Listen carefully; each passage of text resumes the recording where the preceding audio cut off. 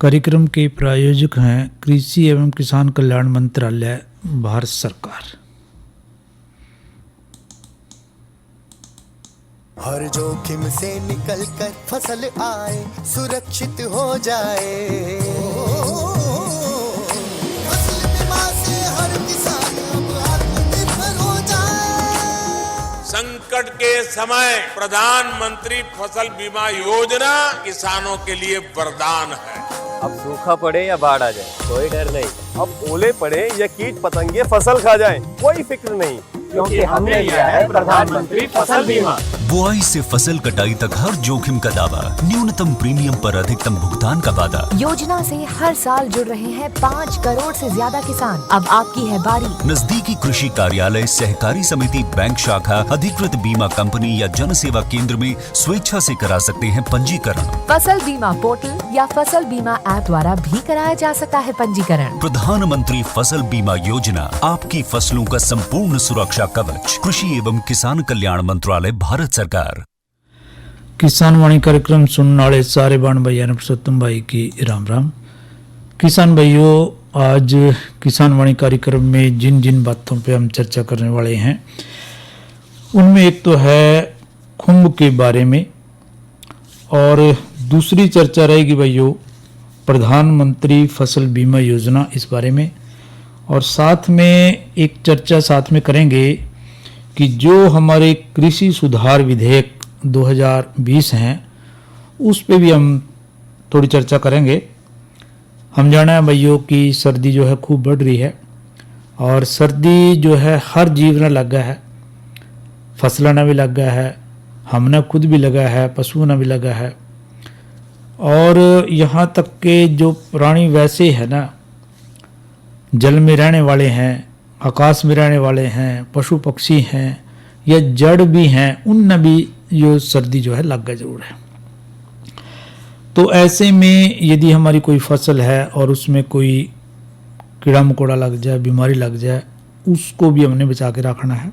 सर्दी से तो भाइयों बचाना ही है उसको, पर उसको साथ में किसी प्रकार की जो बीमारी है उससे भी हमने बचा के रखना है। जैसे हम बात कर रहे थे खुम्ब की भाइयों, तो खुम्ब जो है एक बहुत बढ़िया सब्जी है, और हम जाना है कि एक जो हमारी फसल है उसकी जो जोत है वो कम हो रही है, वो बढ़ते उन्नति का कारण भी है, उसमें बंटवारा भी है जोत का। तो हम इस वक्त ऐसी स्थिति में हैं भाइयों कि हमारे पास जोत चाहे कम है या घट रही है, यदि हम उस जोत में, उस खेती में, उन्हीं क्षेत्र में ही अच्छा उत्पादन ले लें, या फिर यूँ कह सका है कि जो परंपरागत खेती है, परंपरागत खेती मोटे अनाजों की बात है, वो भी उगाने हैं, परंतु उसके साथ साथ यदि दूसरी चीज़ों को भी अपना लें हम, दूसरे जो सहायक धंधे हैं या सहायक खेतियाँ हैं या खेती में बदलाव है, और या विभिन्न प्रकार की किस्में हैं या विभिन्न प्रकार की खेती है या विभिन्न प्रकार की सब्जियां हैं, फूलों की खेती है, तो इस तरह से एक व्यापारीकरण जैसा हो जाए और हम जो है उससे ज़्यादा लाभ जो है ले सकें हैं, और वो कम समय में भी है और उत्पादन भी बढ़िया देवा है और हमने खूब मुनाफा भी हुआ है। तो इसी तरह की एक जो हमारी जिसकी हम चर्चा करने जा रहे हैं वो है खुम्ब। खुम्ब एक बहुत ही स्वादिष्ट और पौष्टिक उत्तम बढ़िया आहार है, और इसमें भैया प्रोटीन है, खनिज है, लवण है, विटामिन है, इस तरह के जो पोषक तत्व हैं भरे पड़े हैं। खुम्ब का जो आकर्षण बहुत बढ़िया इसकी खुशबू है, खाने में बहुत ही पसंद आवा है, और आजकल तो जिस तरह से सर्दी आ रही है, सर्दियों में जो त्यौहार है, पार्टियां हैं, ब्याह शादी है, उनमें भाइयों खुम्ब की जो मांग है वो और बढ़ जाए, खूब बढ़ जाए, क्योंकि सर्दी में और ब्याह शादियों में तो खुम्ब और ज़्यादा पौष्टिक लग गया है। तो यूँ कह रहे हैं कि सीजन में तो कई चीज़ें ज़्यादा ही बढ़िया लग गया है, तो इसी तरह से खुम्ब भी है। तो खुम्ब में पर इस खुम्ब में कई प्रकार के ना वो सूत्रकृमि हैं, वो नुकसान पहुंचाते हैं, तो उनकी रोकथाम यदि हम कर लेंगे तो हमारी जो खुम्ब की खेती है, खुम्ब की जो खेती है या सब्जी है, वो बिल्कुल स्वादिष्ट और पौष्टिक रहेगी, बढ़िया हमने मुनाफा भी देगी। तो इसमें खुम्ब जो सूत्रकृमि है एक तरह से खुम्ब के जाले को खा जाए वो सूत्रकृमि, और यदि कवच उसका ख़त्म हो गया तो उसका फैलाव जो है रुक जाए, यानी कि वो जो हमारी खुम्ब की खेती है, खुम्ब की जो फसल है वो धीरे धीरे वो ख़त्म होनी शुरू हो जाए। तो इसमें हमने इस प्रकार जो खुम्ब के सूत्रकृमि है उनकी रोकथाम तुरंत करनी है, ताकि हम अपनी खुम्ब की खेती ने ठीक प्रकार से यूं का यूं रखें और बढ़िया पौष्टिक और स्वादिष्ट रहे वो। तो इसमें 2 प्रकार के सूत्रकृमि पाए जावे हैं जो खुम्ब की खेती ने नुकसान पहुंचावा है। एक तो है भाइयों परजीवी सूत्रकृमि और दूसरे हैं मृतभक्षी सूत्रकृमि। परजीवी सूत्रकृमि जो ये खुम्ब के जो कवच जाल है जो उसने खावा है और खुम्बों से रस चूस के उन्हें नष्ट कर दें, खराब कर दें। और इसी प्रकार से है मृतभक्षी सूत्रकृमि। ये जो सूत्रकृमि है ये जो कंपोस्ट हमने बना रखी थी, क्योंकि कंपोस्ट पे ही सारा खेल है उसका, और उससे से हम उसका भोजन तैयार हुआ है। कंपोस्ट से अपना भोजन ले आइए मृत भक्षी सूत्रकृमि जिनने हम बात कर रहे हैं। और जो उसका जाड़ा है, क्वक का जाड़ा है, उसको भी नुकसान पहुंचावा है। सूत्रकृमि जो है कंपोस्ट में जहरीले तत्व और गंदगी ये छोड़ा है, और जिससे खुम्ब का जो क्वक है, क्वक जाल जो है वो खत्म होने लग जाए, मर जाए। इस तरह से हम जो खुम्ब के जो गुच्छे हैं वो अलग अलग तरीके से मन नजर आने लग जाए और खुम्ब का जो जाड़ा है वो भी खत्म होने लग जाए। तो इस तरह से हमने उसका जो है वो जो बचाव है वो करना है। कंपोस्ट का जो रंग है वो गहरा भूरा काला हो जाए है और खुम्बों के ऊपर जो है पीले धब्बे दिखाई देने लग जाए। और फिर धीरे धीरे क्या हुआ है, जो कंपोस्ट हमने तैयार कर की थी उसमें भाइयों बदबू आने लग जाए। खुम्ब में सूत्रकृमि जमीन है, केसिंग है, मिट्टी है, कंपोस्ट है, पुरानी रोगग्रस्त बेड का प्रयोग कर दिया हो, औजार हैं, जूते हैं, मिट्टी हैं, या हवा पानी है, मक्खियां हैं, या पुरानी कंपोस्ट की बात हम कर रहे हैं जिस तरह से। तो इस तरह से उसके कारण ये जो सूत्रकृमि कंपोस्ट में आ जाए हैं, यानी कि हमारी खुम्ब के अंदर आ जाए। दोनों प्रकार के सूत्रकृमि, परजीवी सूत्रकृमि और मृतभक्षी सूत्रकृमि, इनसे जब हमने इसकी पहचान हो जाए, क्योंकि जैसे ये आएंगे भाइयों तो वो ना खराब करेंगे तो पैदावार में कमी तो आने ही वाली है। इसलिए इसको जो रोगी खुम्ब हैं उनको बड़े आराम से निरीक्षण से यानी कि बारीकी से देख ले, और देखने के बाद जो है उसका निदान जो है हम करें। उससे क्या होगा, एक तो बीज का जो जमाव है कहीं कहीं होएगा, पूरे उसमें हमारी खुम्ब नहीं होगी, और खाद में भूरे या काले रंग के नजर आने लग जाएंगे। वो खुम्ब का बीज जो है सफ़ेद से भूरा पड़ना लग जाएगा। जो भी इन सूत्रकृमियों से ग्रसित है वो खाद है उसमें बदबू सी आने लग जाएगी, और जो खाद की, क्योंकि उसने तो उसको चूस लिया है, तो खाद की जो तय है भाई वो नीचे की ओर धंसना शुरू हो जाएगी। खुम्ब का आकार छोटा हो जाएगा, सिकुड़ना शुरू हो जाएगा, और खुम्बियाँ जो है वो कम बढ़ेंगी। ऊपर जो खुम्बी बनती है वो कम बढ़ जाएगी। तो इसमें क्या करना है, हमने रोकथाम किस तरह से करनी है। खुम्ब का जो आसपास है या खुम्ब का जो कक्ष है, क्योंकि हम जाना है कि खुम्ब बिना खेती के, बिना फसल वो जमीन के हुआ है, किसी भी छपरे में, किसी भी जो हमारा खाली कोई नोरा पड़ा हो, कोई कमरा पड़ा हो, कोई भी बाड़ा पड़ा हो, उसमें कोई ऐसा घेरा जैसा हो, उसमें हम खुम्ब की खेती कर सका है। तो एक तो उसका जो कक्ष है, जिस कक्ष में हम खुम्ब उगा रहे हैं, उसके आसपास पूरी सफाई की ध्यान रखें। जो केसिंग मिश्रण हमने तैयार करा था अच्छी प्रकार से कीटाणु रहित उसको करना है हमने। और इस छिड़काव करने के लिए पानी को ब्लीचिंग पाउडर यानी कि 0% 0.1% से उपचारित कर दें, ब्लीचिंग पाउडर से। कंपोस्ट को हमेशा पक्के फर्श या प्लास्टिक की जो चादरें हैं उन पर फॉर्मेलिन से उपचारित करना है। कच्चे पे करेंगे तो वो मिट्टी में से कुछ ना कुछ जरूर मिल जाएगा भाई उसमें, तो इस करके को उसको प्लास्टिक के चादर या पक्के फर्श पे करना है। और जो पुरानी कंपोस्ट होता है कई बार उसको हमने केसिंग के लिए प्रयोग नहीं करनी है, ताजी नई हर बार करनी है। तो और जो खुम्ब कक्ष है, जो खुम्ब जहाँ पर हमने लगा रखी है उसके जो खिड़कियाँ हैं, दरवाजे हैं, उनकी जो बारीक जालियाँ हैं उनमें बारीक जालियाँ लगावें और उनको भी देखें कि वो समय समय पर साफ़ सुथरी हैं कि नहीं। और न्यूवान 0.05% का छिड़काव उसमें करते रहें। खुम्ब का जो कक्ष है, जिन औजारों का हमने प्रयोग किया था उन्होंने पहले 2-3 मिनट तक उबाला पानी से, गर्म पानी में उबाल लिया अच्छी प्रकार से। फिर उन्होंने भाई या फिर दवा से उनका वो कर लें उपचार, 5% फार्मेलिन ले लें और उसका गोल से उपचारित उन औजारों ने कर लें। या तो दोनों में से एक काम जरूर करें, दोनों कर ले तो और भी बढ़िया है। या तो उनको 2-3 मिनट अच्छी प्रकार से, सबसे आसान गर्म में ये है कि पानी से अच्छी प्रकार से उबाल दें, उन्हें उपचारित हो जाएंगे। नहीं तो फिर दवा का प्रयोग तो है ही है भाई। खुम्ब की जो दीवारें हैं, जो कक्षा बने जिसमें खुम्ब उगा रखी है भाइयों, उसकी दीवारों में फर्श को फॉर्मेलिन 5% के गोल से अच्छी प्रकार से उपचारित जो है कर दें। जो सफ़ेद बटन खुम्ब है या ढींगरी का वो खुम्ब है उसका भी हम फसल चक्कर अपनावें, यानी कि एक ही प्रकार की जो खुम्ब है वो हम ना उगावें तो बढ़िया है। क्योंकि भाई यो एक ही प्रकार के खुम्ब बार बार, जैसे हम फसल चक्कर की बात कर रहे हैं, इसी तरह से कभी बटन जो सफ़ेद बटन खुम्ब है वो उगा लें और अगले साल उन्हें ढींगरी जो खुम्ब है वो उगा लें। तो इस तरह से फसल चक्र का भी ध्यान रहेगा और हमारी जो फसल है उसमें किसी प्रकार के जो ये सूत्रकृमि है जिनका हम जिक्र कर रहे हैं वो भी भैया नहीं लगेंगे। और भैया हम जाना है कि अगली जो चर्चा है वो भी करेंगे हम, पर उससे पहले सुन ले एक लोकगीत और लोकगीत के भैया बाद फिर करेंगे यह चर्चा।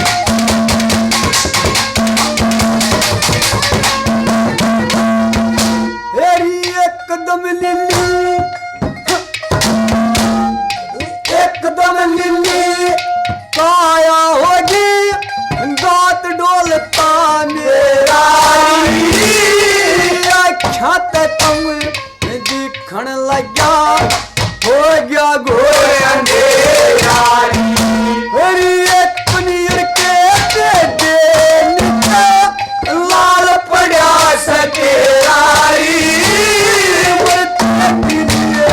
शान कौन करे कौन करेगा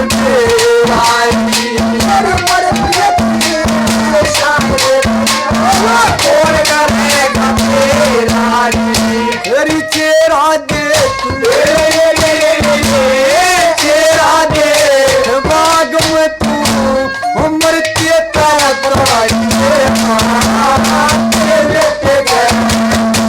लड़का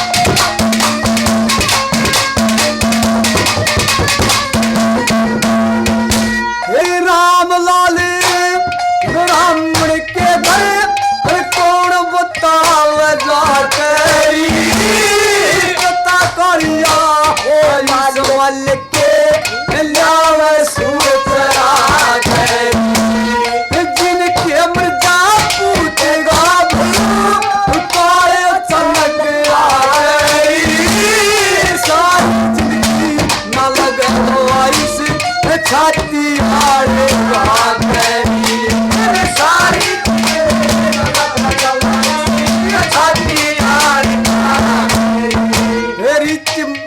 जल्दी आके जल्दी आके लाश में ठाके मेरी मट्टी में संगवाई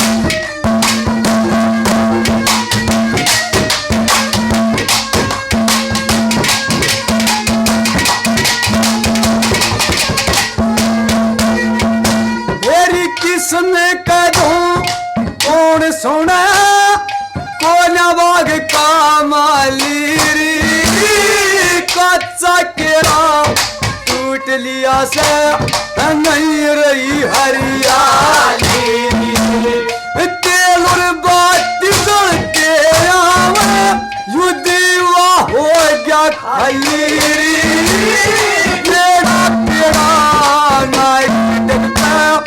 कोनी के मजाली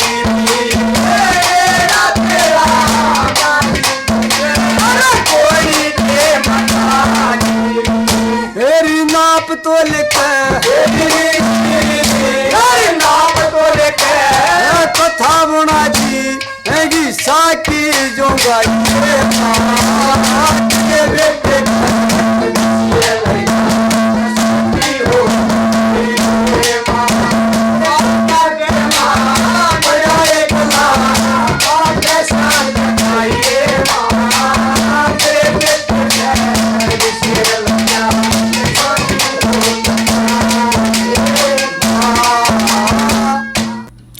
यह सुना भैया ने लोकगीत रमेश कुमार सैनी और साथियों का गाया हुआ।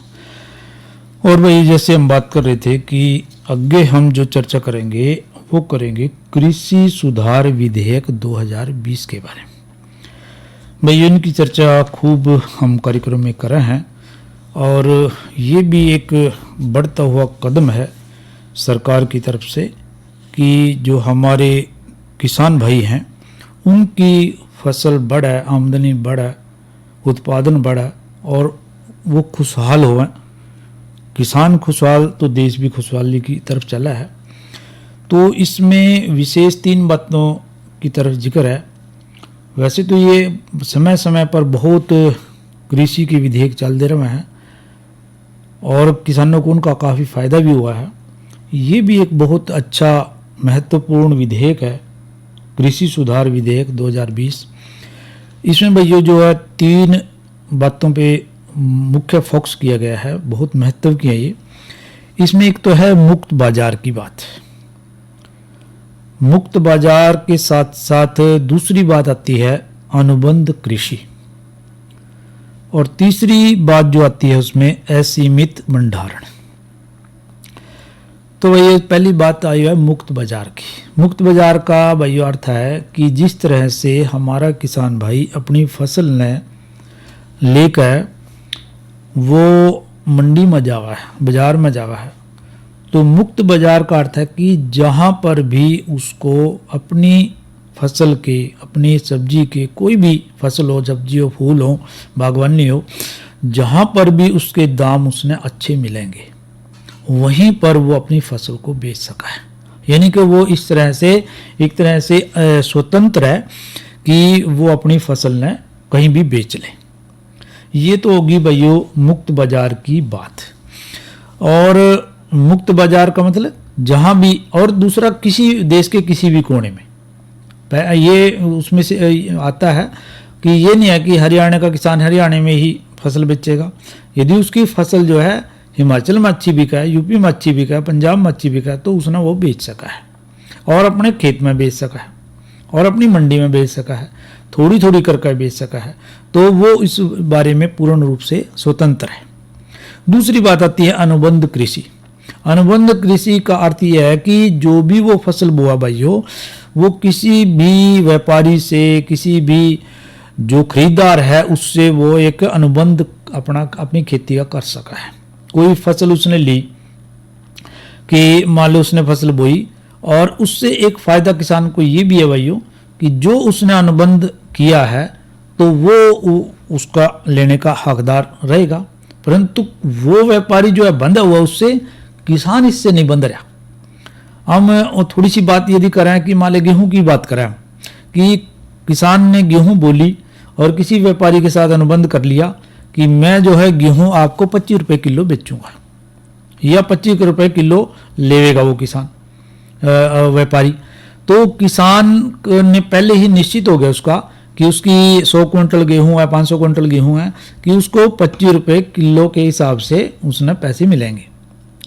और बाजार में यदि उसका भाव जो है 16-17 रुपये रह जाए, या मंडी में 16-17 रुपये किलो रह जाए, तो उसका उस पर कोई फर्क नहीं पड़ेगा, उसकी जो गेहूं है वो 25 रुपये किलो ही बिकेगी। तो एक ये बहुत बढ़िया अनुबंध जो है सरकार ने इसमें यानी कि थोड़ा सा सुधार करा है, किसानों को और ऊंचा उठाने वास्ते, उसकी और तरक्की होने वास्ते, उसकी जीन्स के पैसे उन्हें खूब मिला, उसने खूब लाभ हुआ और समृद्ध हुआ किसान। और वैसे भी जो हमारी सरकार है सोच रही है कि 2022 तक जो किसान है उनकी आमदन दुगनी हो जाए, अच्छी बात है। तो इस तरह से एक तो मुक्त व्यापार खुला, कहीं भी बेच सका है वो। दूसरा अनुबंध कृषि, जो उसने करार कर लिया किसी व्यापारी से, उतने में ही उसको पैसे जो है व्यापारी को, किसान को देने पड़ेंगे।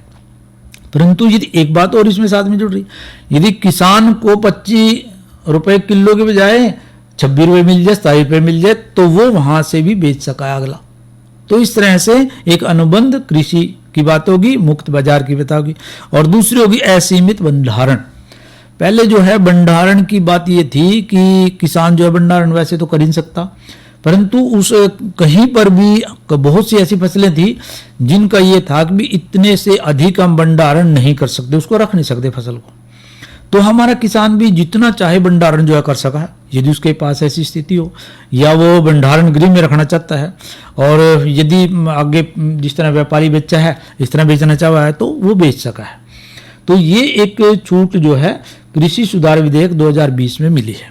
तो किसानों को ये 3 मुख्य बातें आई हैं इसमें, मुक्त बाजार, अनुबंध कृषि और असीमित भंडारण। तो इनका जो है किसान भाई है, हम चाहेंगे कि इसका खूब जो है लाभ उठाएं। और अब भाइयों पहले बात कर रहे हैं मौसम की, और मौसम के बाद बात करेंगे कल के कार्यक्रम की। और मौसम में जो अधिकतम तापमान रहा भाइयों वो 18 डिग्री सेल्सियस और न्यूनतम 5 डिग्री सेल्सियस। और यदि हम कुरुक्षेत्र अपने इलाके की तापमान की बात करें भाइयों तो ठंड खूब बढ़ रही है। इसमें अधिकतम रहा 14.5 डिग्री सेल्सियस और न्यूनतम रहा 6.5 डिग्री सेल्सियस। उदय सूर्य उगता है 5:12 पर, अस्त 5:26 पर। धुंध पड़ने की संभावना है, ठंडी हवा चलने की संभावना है, शीतलहर चलेगी।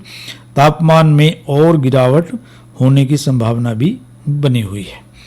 और भाइयों अब कल के कार्यक्रम की बात कर लें। कल हम किसानवाणी कार्यक्रम में लेके आएंगे। पहला विषय जो चर्चा करेंगे वो होगा दुधारू पशुओं में कृत्रिम गर्भाधान का महत्व। और इससे अगला जो दूसरा विषय पर चर्चा करेंगे वो होगा रबी फसलों में हानिकारक कीट व उनकी रोकथाम। इन विषयों पर हम कल किसानवाणी कार्यक्रम में भाइयों चर्चा करेंगे। और अगली जो एक और चर्चा हमारी है वो है प्रधानमंत्री फसल बीमा योजना। किसानों के लिए बहुत ही बढ़िया योजना है। हम अभी भी जिक्र कर रहे थे कि जो हमारी सरकार चाह है कि जो किसान है हमारे वो खूब समृद्ध हो जाए, उनकी फसलें खूब बिका। तो प्रधानमंत्री फसल योजना भी पूरी तरह से किसानों के हित में ध्यान में रखकर बनाई गई है। प्राकृतिक आपदाओं के कारण खराब हुई फसल है उसका खराब हो जाए, किसी प्रकार को हो जाए तो आसान सी बीमा की किस्में हैं, बहुत कम रख रखी है। इस योजना में सारे सीमंत हैं, लघु हैं, मध्यम है, बड़े किसान हैं, सारे इसका भुगतान आराम से कर सका है। ये खरीफ और रबी दोनों फसलों वास्ता है। और इसके साथ व्यावसायिक फसलें, बागवानी फसलें ये भी जोड़ रखी हैं भाइयों। तो फसलों में निर्धारित करती हैं, जिस तरह से हम खरीफ की फसलों की बात कर रहे हैं, धान है, चावल है, मक्का है, ज्वार, बाजरा, गन्ना आदि, इसमें प्रीमियम जो है किसान ने केवल 2% देना है। इसी तरह रबी फसलों में प्रीमियम 1.5 यानी कि 1.5% देना है। गेहूं, जौ, चना, मसूर, सरसों आदि। और व्यावसायिक फसलें हैं, बागवानी है, आलू है, कपास है, इस तरह की जो फसलें हैं इनमें 5% प्रीमियम जो है किसान भाई को देना है। तो इसमें बाकी जो प्रीमियम है वो सारा का सारा सरकार ने देना है। किसी प्रकार की आपदा आ जाए, किसी प्रकार किसी फसल खत्म हो जाए, कई बार तो भाइयों की हमारी फसल कट रही हो और पूरी तूफान आ गया, उड़ जाए, नष्ट हो जाए, तो इसमें ये भी प्रावधान है कि 14 दिन तक यदि कटी हुई फसल भी खराब हो गई हो तब भी हम इसका प्रीमियम जो है ले सकें। तो इस तरह से ये जो फसल हमारी है प्रधानमंत्री फसल योजना है वो किसानों के लिए बहुत ही कारगर है। 2016 से ये योजना है हमारी वो शुरू हुई थी और इसमें हम जो है खूब जो है लाभ ले सके हैं। अपने पोर्टल पर जा कर के और इसमें अपना पंजीकरण कर दें और जो भी कागज पत्र वो मांगा वो हम उसमें दे दें। ये पोर्टल का नाम सबने पता है PMBFY और gov.in। इस पे जाकर हम इसका पंजीकरण अपना करवा सका है और इसमें अपना लाभ जो है ले सका है। और भाइयों आज का जो किसानवाणी कार्यक्रम है यहीं तक है। भाइयों से लेवा इजाजत। अच्छा भाइयों, राम राम। कार्यक्रम के प्रायोजक थे कृषि एवं किसान कल्याण मंत्रालय, भारत सरकार। इधर इधर इधर हम बोल रहे हैं तेरे बीजू का उतला बोल रहा है। पक्षियों से तो हम खेत को बचा लेते हैं पर इन घातक रसायनों से कैसे बचाएं? मतलब? देख बेटा, तू जो ये अंधाधुंध रसायन मिलाता है ना, मिट्टी की सेहत बिगड़ने लगी है और जब माटी ही कमजोर पड़ जाएगी तो उपज कैसे सेहतमंद होगी? अरे पहले ऐसा नहीं था। पूछना अपने बड़े बुजुर्गों से कैसे फसल लहलहाती थी, शुद्धता झलकती थी। हाँ, माटी भी तंदुरुस्त और लोग भी। अरे अब पहली वाली बात कहाँ, पर अब तो सब यही डाले हैं। सब नहीं, आज भी लाखों जागरूक किसान परंपरागत विधि से फसल उगा रहे हैं। खर्चा कम और उपज की कीमत भी बेहतर पा रहे हैं। सच है? रे बेटे एक्सपीरियंस से बता रहे हैं, धूप में बाल सफेद नहीं किए हैं। हाँ। ठीक है भाई, मैं भी आज से जैविक खेती शुरू करूंगा। माटी से प्रेम की परंपरा है, परंपरा।